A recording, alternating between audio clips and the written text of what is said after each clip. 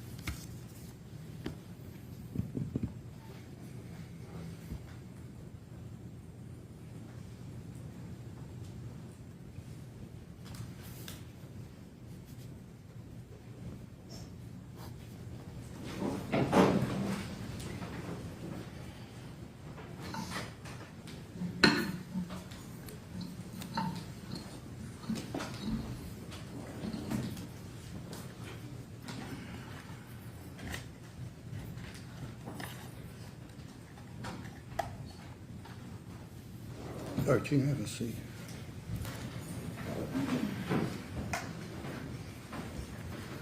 All right, ladies and gentlemen of the jury, the court just, and I say this just to reference to you by numbers. We start down at the far right and run down this way, 1 through 6, upper right, 7 through 12. So, Miss Juror number 7, you are the foreperson?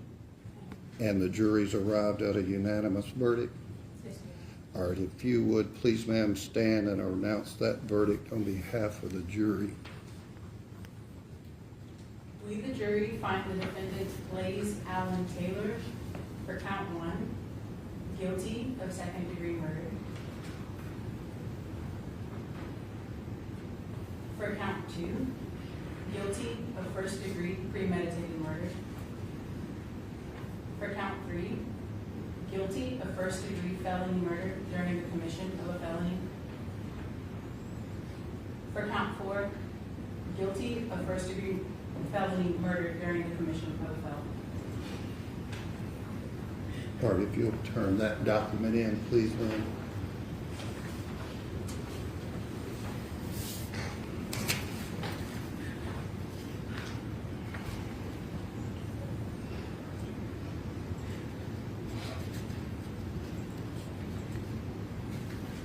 All right, ladies and gentlemen of the jury, you can back up just a second.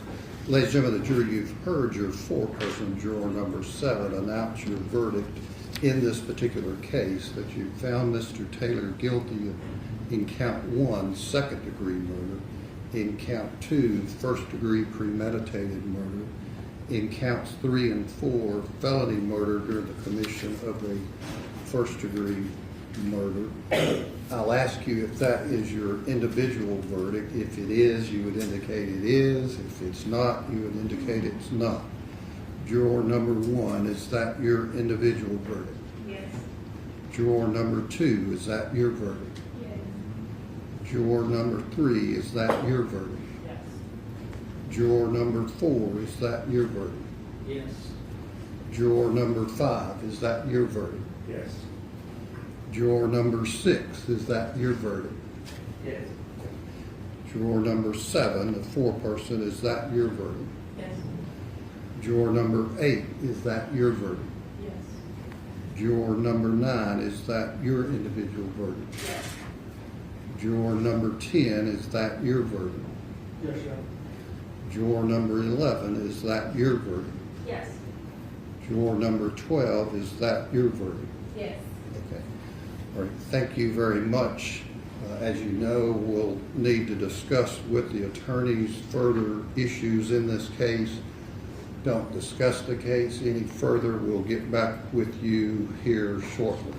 You can step down the hallway with the court officer.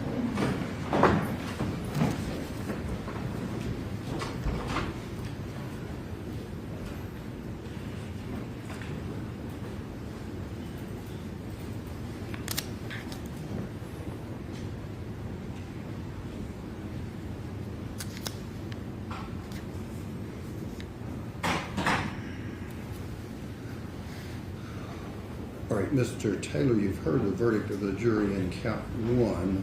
They found you guilty of second-degree murder. That verdict, as well as the other counts, guilty in count two of first-degree murder, counts 3 and 4, first-degree felony murder, will become the judgment of the court. In terms of counts 2, 3, and 4, will be the need for further sentencing hearing. Does the state contemplate introducing victim impact statement? Yes, Your Honor, upon the court finding that by the jury's verdict that we would be entitled to do that. Okay. We'll take just probably a 15-minute break and let everyone settle down in terms of initial verdict. Come back and hear that proposed testimony under State versus Nesbitt, and then see Mr. Grant, Ms. Hollins, Mr. Joyner, what mitigating factors you want to submit and find that's necessary to submit to the jury. So, The state's position is that Nesbitt only applies in death penalty cases. what As far I'm as talking doing- about as far as victim impact 403 analysis. Under Nesbitt, if it's life without parole, there is no analysis. So you That can, is, there's no dry run unless it is a death penalty case. you can just have whatever that may be overly prejudicial. No, it will be victim impact under pain. Okay. And does Mr. Brand, Ms. Hollins, you have prepared proposed mitigating circumstances? Yes, Your Honor, I think there are mitigating circumstances, mitigating factors we would argue to the jury. Okay, all right, if you'll get those, I think we need a minute probably. okay, like I said, we'll take a short break, but let me ask the state this. There are cases with, obviously with the finding in count one, that wouldn't be considered by the jury, but there's also, I think it's Hargis versus State, that does apply to any felony murders, that your notice that you submitted, the felony murder portion, I think it's your number 2, wouldn't apply in counts 3 and 4. Disagree, Your Honor, because it is Middlebrooks. It is not a Middlebrooks situation. It is within the legislation that amended the statute post-Middlebrooks, so that is something the state submits the jury can consider in a felony murder sentencing, That an aggravating factor is the felony murder. which is based upon that aggravating circumstance, which is above and beyond just the definition of felony murder. What do you mean by that? Well, that the jury would have to find the aggravating circumstance that, again, that it is not a Middlebrooks situation, so that state's position is the jury can consider that as an aggravating circumstance. That was the whole issue in Middlebrooks. But there's some that would only apply to certain counts. Yes, Your Honor, the age of the victim, certainly. Right. All right, we'll take 15 minutes and then come back and hear from the defense in terms of mitigation. Yes, Your Honor, the state would like to be heard or Oh, see sure. that. And Yeah, let's then. we have an argument about Mr. Taylor, and by law, Mr. Taylor, your bond has to be revoked, so if you'll step into the back and talk with your attorney. Welcome to 15 minutes.